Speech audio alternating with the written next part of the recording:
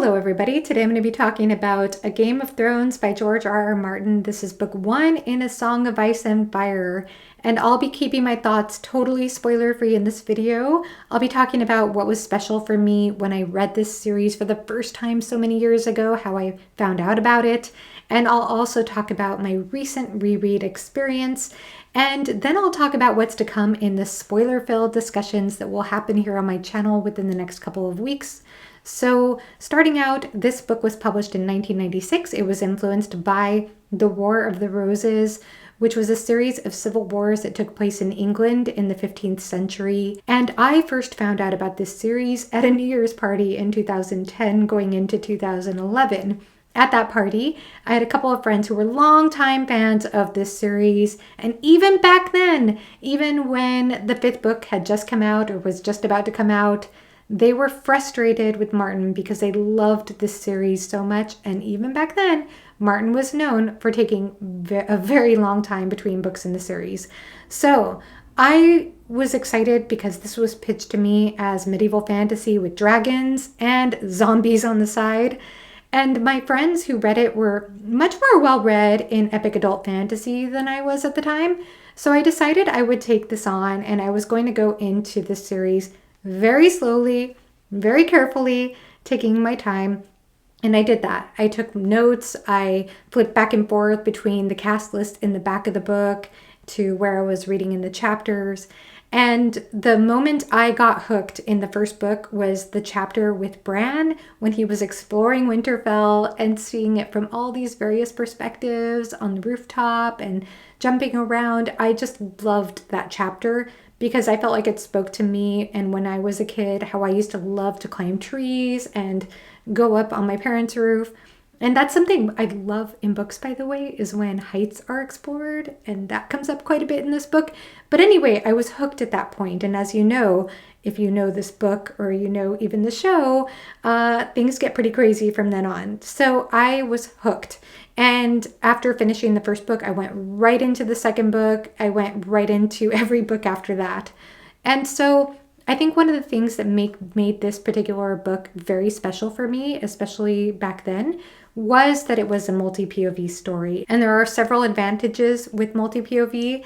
So with this particular book, I loved that we have a wide range of characters, and not just male characters, which I feel like a lot of adult epic fantasy focuses a lot on male characters, but we also have a lot of female characters. We have characters of various ages and various walks of life, various cultures, and I loved the way that was explored. And with the female characters, this is a medieval fantasy world that is not terribly kind towards female characters. So I think there is a fair amount of exploitation of female character, and there is sexual violence towards female characters. But I also appreciated that the female characters in this book, they are complex in the sense that they're not idealized. They are layered, and they do assert their control at times, or they try to. They make choices to assert their control. And what I love about that is that it doesn't always go favorably for them. And because it is complicated, so to speak, I feel like as a reader, you may not always agree with what they choose to do to assert their power or control. And so I love the ambiguity with that. And then as far as other characters are concerned and having multi-POV happening here in the story, I think it's beautiful the way Martin explores various settings in this world, because this is such a rich world. It is rich with history and lore, and I think the settings are incredible. So I love a good castle setting.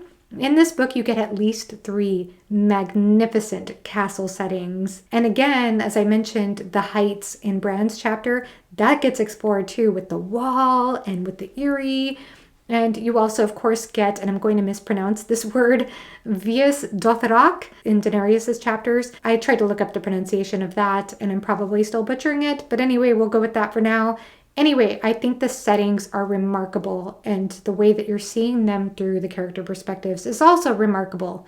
So there is quite a bit of travel also explored in the book as well. And I just think it's all handled very well. But the other thing that I love about multi-POV in this particular book is that because you're getting various parts of the story through having multiple perspectives, you know things that the characters don't know. So you are just struggling as a reader or feeling so much tension build up in you.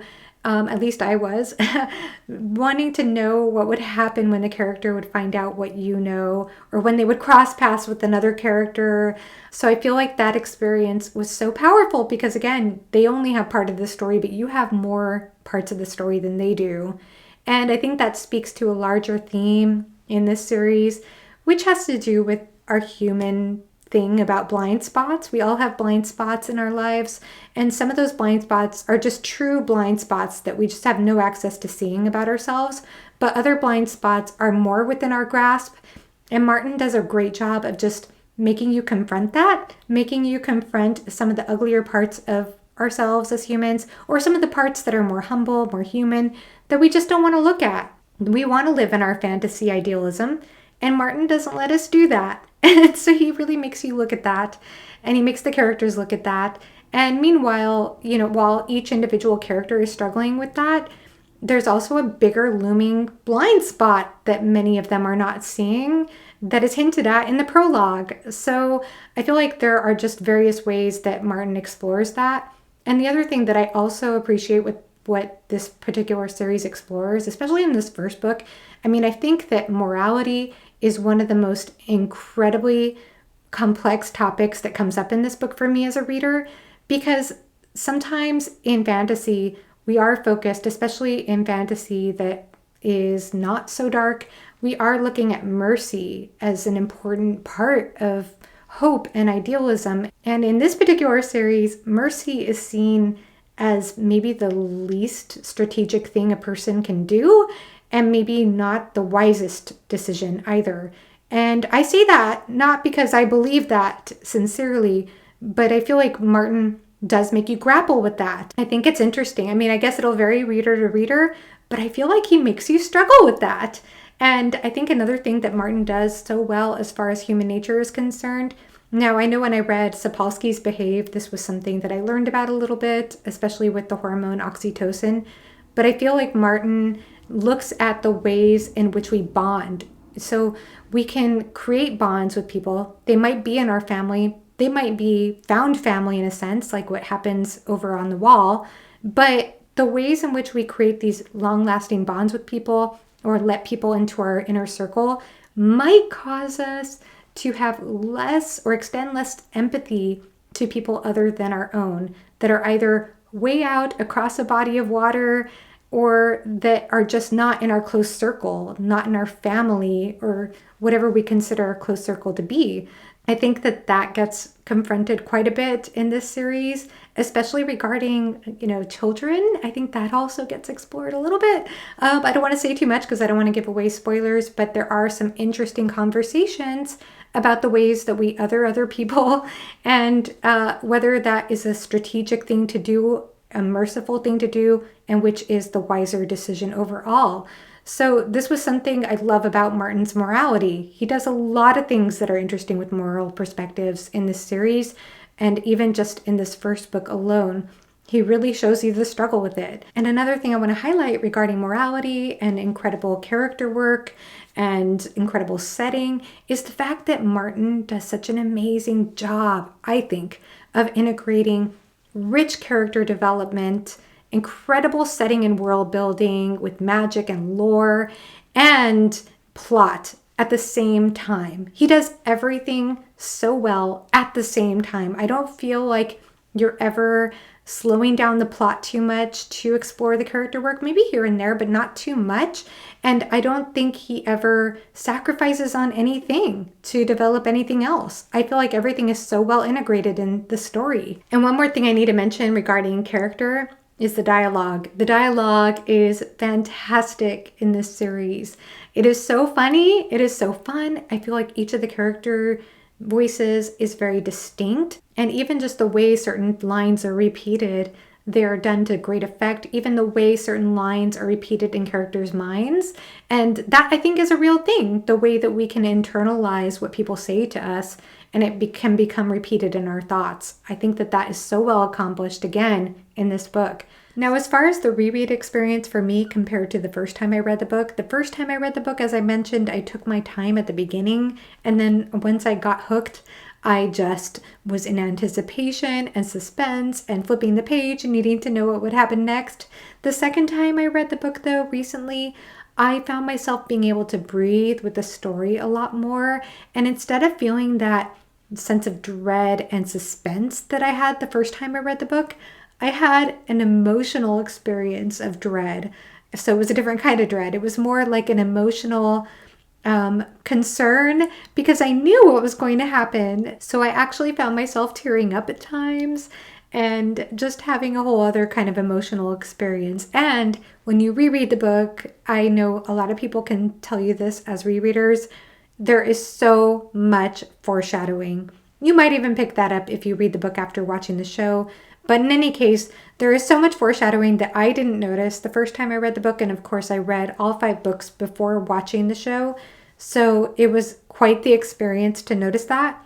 And of course, we'll go over much of that in our discussions. So as far as how those will go, the first discussion will be here on my channel on February 4th at 2 p.m. EST.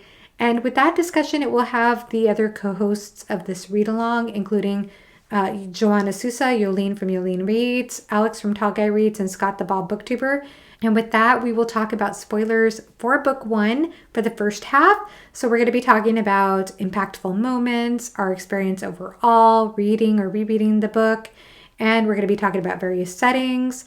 And then the second half of that discussion, of that first discussion, and I will put a banner on the screen, we are going to be talking full series spoilers so that we could talk about the foreshadowing and what's hinted at for future books in the series. So if you have not read past A Game of Thrones, then you will want to drop out at that point. But if you have read the series, or maybe you watch the show and feel comfortable with spoilers, then you will want to check that out and add to the discussion, because I'm sure there were a lot of foreshadowing seeds that even I missed as a first-time rereader. So I want to hear from all of you. And then with the second spoiler-filled discussion that will happen a week later here on my channel, that discussion is going to be reserved for character moments. So we're going to be talking about our favorite characters. That'll be a different group of friends there. We're going to be talking about favorite characters, favorite character moments, just about the characters overall in A Game of Thrones. So you're going to want to join in to both discussions if you read the book. That second discussion will not have full series spoilers. And so just keep that in mind. I hope you join us. And that is it for now. So please let me know in the comment section below if you've read A Game of Thrones, if you're planning to read it, if you want to add to anything I said. I'd love to hear from you. And thank you so much for watching. Have a great rest of your day. Bye-bye.